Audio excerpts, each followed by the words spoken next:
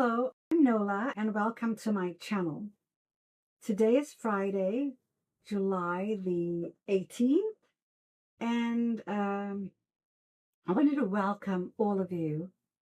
A warm welcome to my new subscribers and thank you so very, very much. To all of my subscribers, I appreciate each and every one of you. Today I'm going to be speaking on the topic of ghosting. Yes, ghosting. If you've ever been ghosted, you know what I'm talking about. But ghosting is the violence of silence. What happens when someone disappears, not just from your life, but from your hope? Ghosting is not just silence, it is emotional violence. I've been thinking about ghosting, I've been ghosted, believe it or not. You're never too old to be ghosted. Sometimes your own kids will ghost you. And so many of us have survival.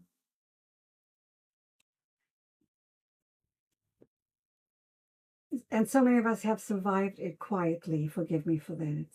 Just had a senior moment. And why is ghosting not silence?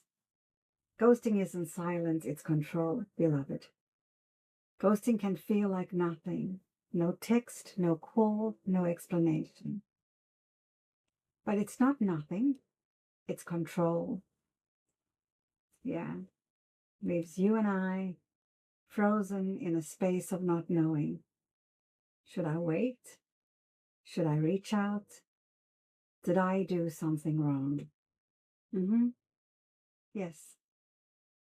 And this is how people hold each other hostage, right? Not with words, but with the absence of them. And here is the painful truth. Some people feel very powerful by saying nothing, because saying nothing means they don't have to take responsibility or they don't need to be accountable. It's like standing at a closed door that never opens and you're wondering if you're knocking on a house that's already empty. So, let's talk about where we learned to disappear, because none of us were born knowing how to ghost. It was and is a learned behavior. Some of us grew up in homes where silence was the loudest thing in the room, where the mother didn't speak to the father for days, weeks, possibly even months. Where a child, maybe you, was sent in to break the silence. Go and ask your father if he wants supper. Tell your mother, I'll be late. And so a runner was born. The emotional go-between, carrying words between two people who refused to face each other. Now, what kind of a job is that for a young child? However, that runner, you or me, we grow up, and in adulthood, when things get hard, we do, or you do, or I do, what we were taught. We disappear, they disappear.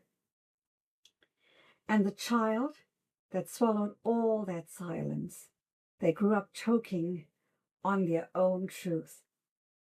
Sometimes with stomach pain, sometimes with sore throats, sometimes the heart that doesn't trust sound anymore.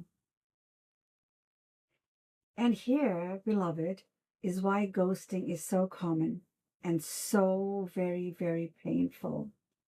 And ghosting, my darlings, is not just for romantic breakups. Young people go on what feels like the best date of their lives, only to hear nothing, not a word, as you kids like to say, crickets, right? They're left spinning and asking, was I wrong to feel that connection? Right? Then you get children who ghost their parents. I know about this one really well, but hey, sometimes out of anger, sometimes out of unhealed hurt, sometimes they don't even know why. They just need space, but never say it. Then we get friends who ghost each other when life gets messy, when shame creeps in, when they think, I don't know how to explain what I'm feeling, so I'll say nothing. And sometimes people ghost because they feel they no longer deserve the relationship. And so guilt makes them mute. And then there's the issue when love never gets spoken. Some people ghost the very ones they love, not because they don't care, but because they are afraid of what their honesty might open. And so they say nothing. They scroll, they peek, they look you up at night, but they never speak. They don't tell you they love you. They never say you mattered. They just vanish and then reappear when it's convenient. Maybe not convenient for you, but convenient for them. But my darlings, the damage is done because love that is never spoken turns into grief that can't be released. And some people don't ghost you because they forgot. They ghost you because they remember, and it hurts. I'm not making excuses for anyone. So, ghosting is also a trauma response, but it still hurts, right? It still hurts.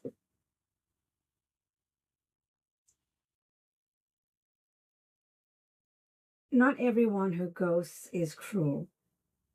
Many are simply afraid. Afraid of confrontation, perhaps afraid of emotion, or making things worse. And sometimes people ghost because that's all they know. For instance, or example, a man who lost his mother young and was raised by a father who never said, I love you.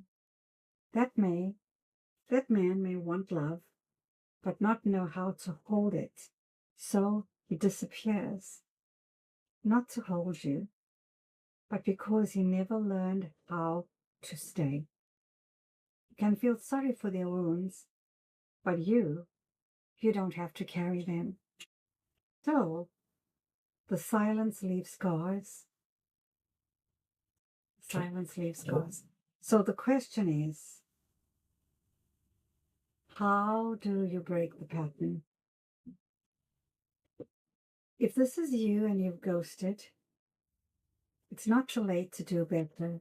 Send the message. Make the call. Say the thing you never said, even once. And if you've been ghosted, let me say this. You deserved closure. You deserved honesty. And you were never asking for too much. You were not asking for too much. And the end is not always the end. Maybe one day, the person who disappeared will come back. Maybe they won't. But either way, you don't need to stay stuck in a story where someone else holds the pen. You can choose peace. You can write your own closure. You can speak the words they never gave you. Because when someone disappears from your hope, you can still choose to hope for yourself. So, beloved, if this message spoke to you, if it touched something in your own story, please consider liking, subscribing, and sharing it. It's free to do, and maybe, just maybe, someone out there is still waiting for goodbye that never came. And you could possibly hear from them. This may give you the courage also to reach out and just speak what's in your heart, right? And before I go, let me remind you once again that kindness really matters. I went to a store couple of weeks ago to buy some stuff for my place to make it smell better. In America, I was accustomed to using the plugins or whatever. And here it's a little more difficult to do. So there's this store in our local mall, and I went in there, and the young lady, I was only going to spend 22, euros or something like that. But she treated me as though I was going to be spending $1 million. She was so kind. She was so full of information. And I was struck by that because in the Netherlands, it's a truth, customer service is not good. But this young lady treated me with such respect and educated me about the different fragrances and how the sticks were used and how to turn just 2 over every day so that I didn't overwhelm my space with the smell or the odor that I'd chosen. And I came home and I thought about it, and I wrote a review because she moved me so deeply. She was so kind to me. And then today, excuse me, I had to run an errand to the mall, and I happened to walk by the store, and she saw me, and she came rushing out, and she said, "Did you write that review?" She said, and I said, "Yes." She said, "My colleague called me and told me." So we had a little conversation, and she said it meant so much to her because she had just gone through a divorce and she had to raise 2 children on her own, and she lived with her mother and so on, and that I gave her hope. And I told her, I said, your passion and your kindness meant something to me. She said, and I guess she guessed it was me because it was written in English. And so kindness, you just don't know. You may have the ability from being kind to pull someone back from the edge, to give them hope. I know that I've had people in my life who did that for me, who pulled me back, even with the kind word that was genuinely meant when I was on my raw and ragged edge. And believe me, I've been on many raw and ragged edges. But that's a story for another time. Until the next time, take care of yourself. Be kind to yourself. Take care and bye for now.